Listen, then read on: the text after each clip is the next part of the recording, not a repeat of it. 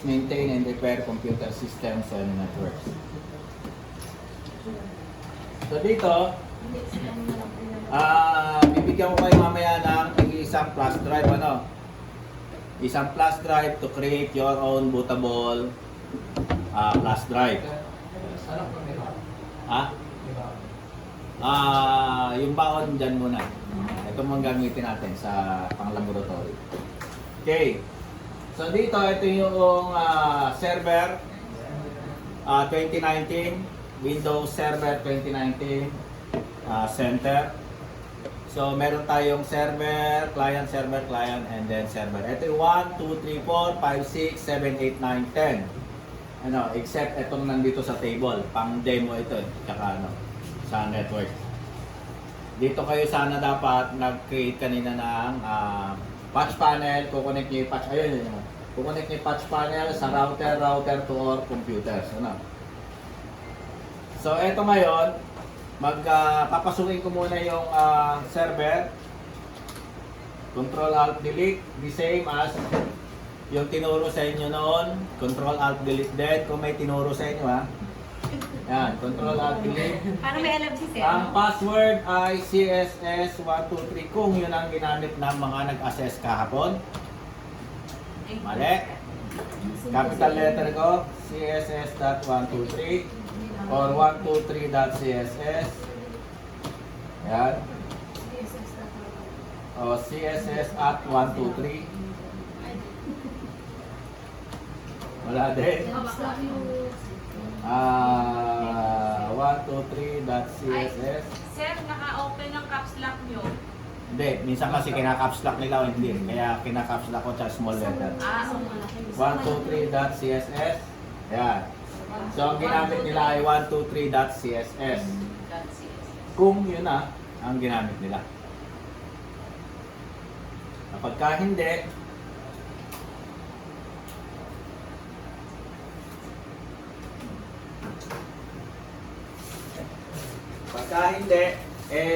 hindi papasok yan. Ano? Hindi siya papasok. So, ang gagawin natin ngayon ay gagamit na tayo ng flash drive. Yan, incorrect pa rin.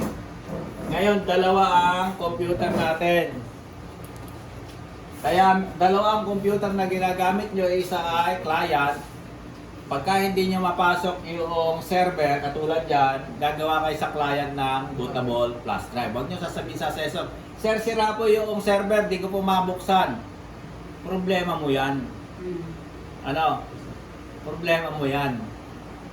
CSS ang tinapos mo, alam mo dapat i-troubleshoot yan. Huwag nyo bigyan yung assessor ng pagkakataon na magkaroon na siya ng idea paano kayo bagsak. Ano? Okay? Eto, nakita nyo. Parehas sila. Ibig sabihin, yung gumawa dito sa computer na to, hindi niya tinanggal yung client sa network. Ibig sabihin, connected pa rin si client sa network. Kasi ang COC4, yun ang ipe-perform to disconnect the client from the network. Kaya lang, ayan o, si J-Mark Passion. Wala nga si Passion o, kilala ko to eh. Ha? Oh.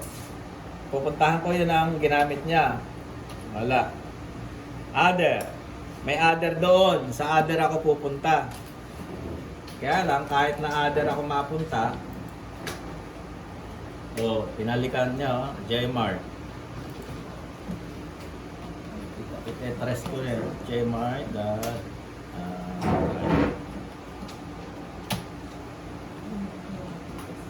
Yan. So, napasok po yung standalone. Kaya lang, connected pa rin ito sa network. Yan. Kaya dito muna kayo. Connected muna sa network. Ang gagawin ko ngayon ay i-check si don't delete. Ayan. Check ko tong flash drive kung ito ay Windows Server. So, insert ko yung flash drive. Ayan, Windows 10. Hindi siya Windows Server. Pero itong Windows 10 gagawin ko na rin. Ano? Ayan. Pero itatry ko pa rin siyang i-disconnect. Pagka hindi, itong Windows 10 ang gagamitin ko. Yan. So, tabi ko muna Windows 10. Kuha ko din na isa. Tandaan nyo, ang ginagawa ko, naghahanap ako ng server operating system para mapalitan natin ito. Ano? Para dire-diretsong i-format. Yan. Ne, puro Windows 10 naman. Windows 10 ulit.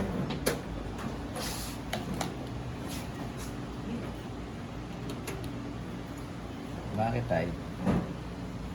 Ito, Windows Server.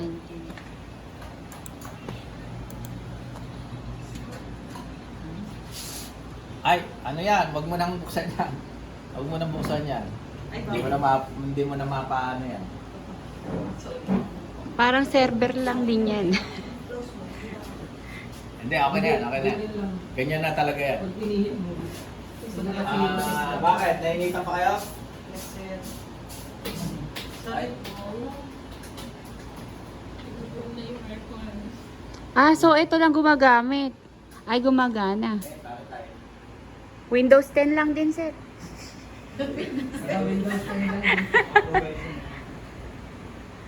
Kasi nakasaksak.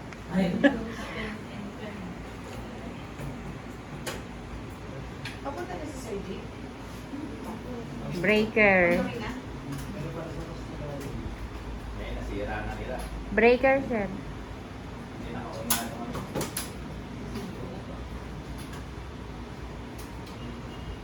Wala. This, galing pang October, November na bibili ng ano sa airport. Buti pa kayo, sir. Open. Kasi actually ito, kabibili lang lahat to lahat. This last 2 months ago. Okay, so meron na akong Windows Server. Ito na ang gagawin ko ha. Sige, sir. I-reset ko na ang computer. Yung reset ng computer, itong maliit na button. Ano? Sa tabi ng power button. Ano? Makikita niyo dyan, may isang maliit na button sa power button. Yan ang reset. Ano? Okay, i-reset ko na.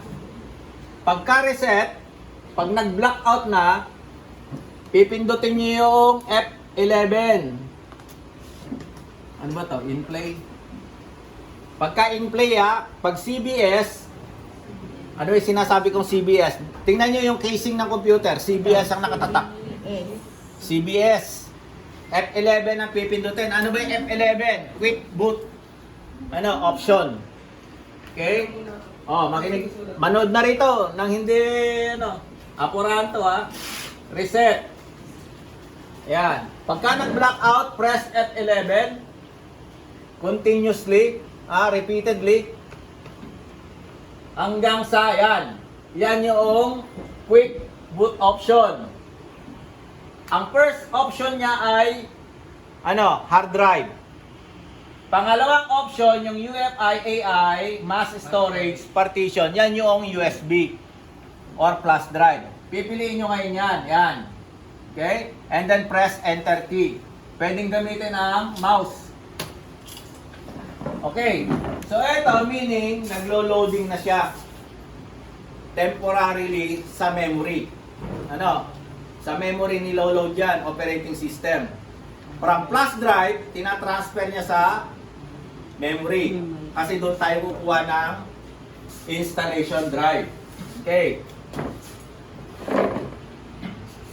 So dito, it doesn't mean na nag-load na siya sa memory, nag-install na kayo, okay na. No. May ma-encounter kayong error. Bakit? Hindi siya compatible, yung operating system na nandun sa flash drive nyo, hindi compatible doon sa setup ng BIOS ng computer. Okay? May ganon. Kahit anong palit mo ng flash drive, hindi magtutuloy yan. Bakit? May gagawin na troubleshooting doon sa BIOS mismo or sa computer itself. Ano yon? A simple command na ipupunta nyo sa tinatawag na command prompt. Saan yon? Mamaya papakita ko sa inyo. Ito yon. Yan. Yan yung command prompt. Paano ang ginawa ko? Shift F10 para magpunta dyan. And then magko-command tayo kung may error. Kung may error at ayaw ma-install yung operating system. Pagka hindi naman, hindi ka dapat pumunta dyan. Okay, so next, install na natin ang Windows Server 2019. Install now.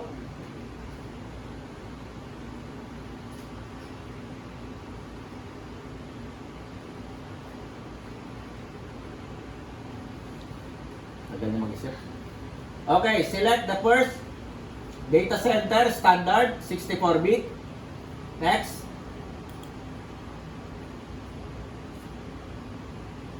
Accept. And then next. Advance. Custom dito tayo sa custom. Okay. So dito, i-delete natin tong 1 up to 4. Okay, 1 up to 4. Except tong don't delete. Actually, nagkamali yung gumawa na ito. Itong don't delete, dapat ang dito. Sa baba. Sayang to, hindi niya napapakinabangan. Kasi, hindi ko naman ito pwedeng i-join dito hanggat hindi ko tinatanggal ito. Ito kasi importante. May mga laman application yan. Kaya, ang buburahin ko lang ay 1 to 4. Ang pagbura, inuuna ang 1. Ayan, delete. Okay? Magiging unallocated to. Etong 2 magiging 1. Ayan. Delete ulit. Ayan, nag-join uli siya. Ito, yung dinilit ko mamaya mag-join uli dito. Delete. Again, delete. Ayan. Etong 190 gig na ito, hahatiin ko yan sa dalawa. Okay? Hahatiin ko sa dalawa. New. Una, gagawin ko lang 75,000 o 75 gig. Ayan, 75. 1, 2, 3. Ayan. Apply. Okay? Yung magiging unallocated niya ito, inyunyo ko lang at saka i-apply. Hindi ko na dapat hatiin.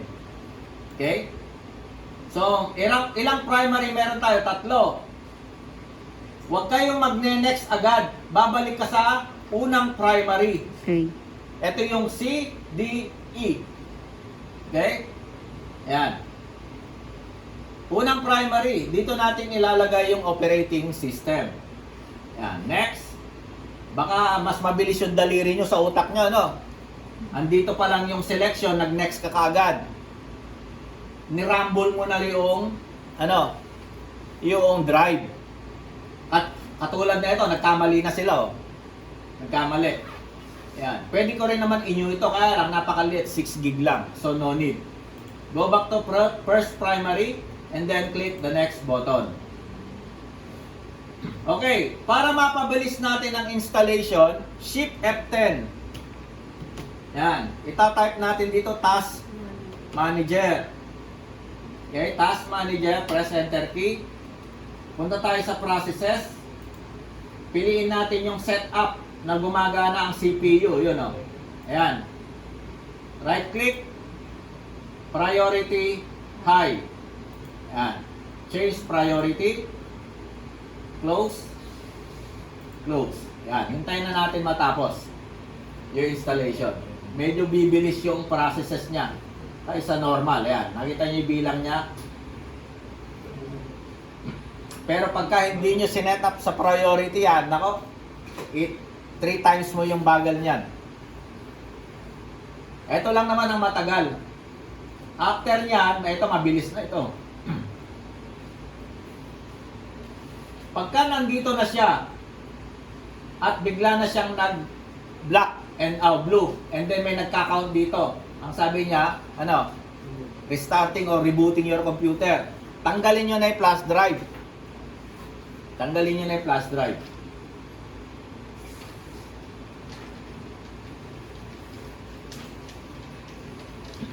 Mamaya susunod natin yung pagpo-format ng Windows 10. Kasi ito, kailangan natin ma-format.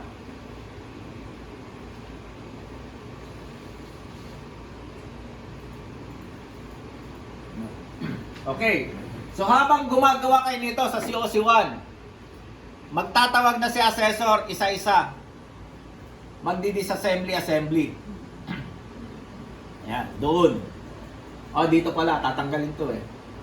Magdi-disassembly dito. Andun yung computer na ginagamit. Pwede kayo mag-practice later habang kayo ay gumagamit dito. Pag natapos na, at least mga 10 minutes tapos yung disassembly nyo. Kasi 10 kayo eh, kaya siyam. O, di 90 minutes na yon. Ilan yung 90 minutes? 1.5 hour na natapos sa disassembly. Eh, nag-install ka pa. Another 1 hour. So, sabihin na natin na 2.5 hours. Kaya nga 2.5 hours yung COC1. Yung ba naman haba na yun, di ka pa natapos. Eh, eto dapat ano to? 30 minutes lang nga dapat kung mabilis ka eh. Tapos mo na lahat yan. Eh kung ganun kayo kabilis, ano matutuwa si assessor sa inyo? Uy, maaga tayo uuwi niyan.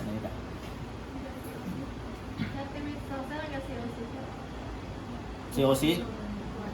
COC1. Ito lang matagal dyan. Yung mismong computer. Depende sa'yo kung mabilis ka sa COC2. COC2, saglit lang yung COC2. Ang matagal lang COC3.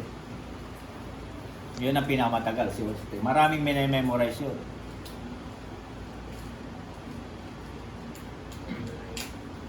Pero iso-shortcutin natin para mabawasan yung i-memorize nyo.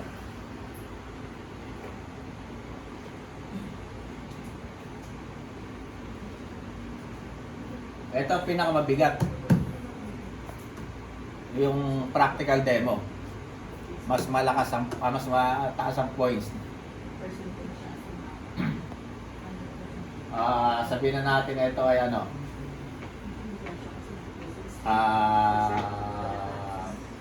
50. Tapos 15-15 yung ano. Hindi kasi ang passing 80 dapat. 80% dapat ang passing. Eh, como ano nga, ginawa nila 50-50. Parang 25 yung oras lang sa winter. Habang nagbibideo, inaantok yung mga gano'n naman ako. Ay, tititigin ko yung number eh. Ang tagal. Practical mo, 50 na kaagad yun. Sir, pinahirapan mo naman ako, sir. Pwede naman pala. Okay. Ayan na. Ayun na kayo niya.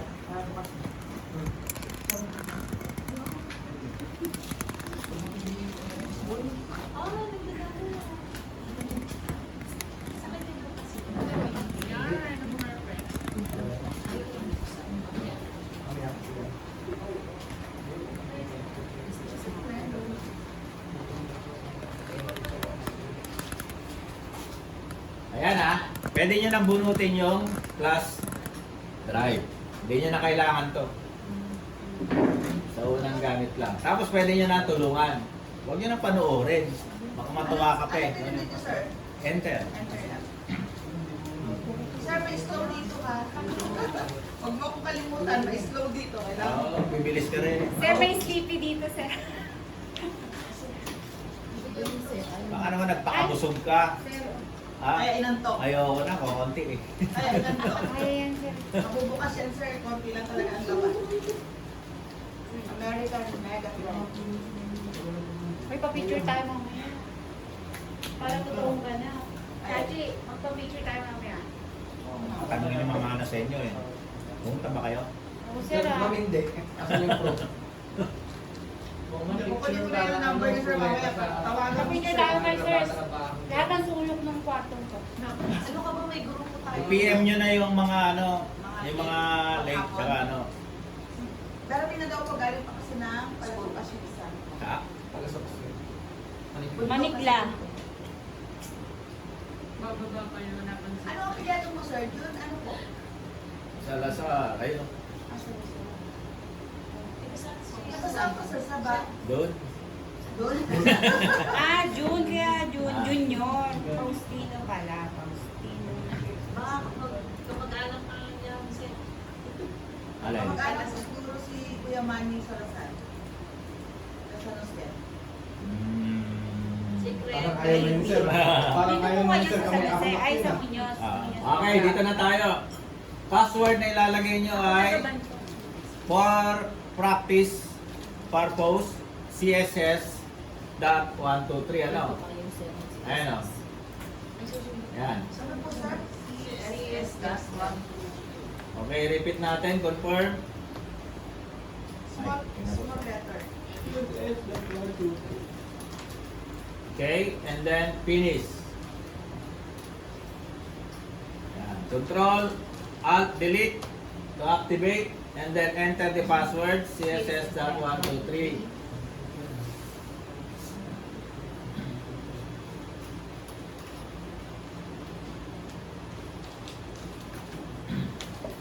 Okay, so ito yung ating server. Hirap po. Yan. Nalilito. Ito yung server manager. Ito yung itsura ng server manager ha. Ito yung ano niya. oh. Okay? So, ang i-check natin after na installation ng operating system, yung ating server, check natin yung driver. Saan natin i-check? Windows, Start, right-click, Device Manager. Okay, ang hanapin natin dito yung network adapter. Okay yung network adapter. Ayun o. Yan. Ito sa baba. Ayan yung ating network icon. Ito. Yan. So okay na. Ito, other devices yan ng chipset. Next is to check the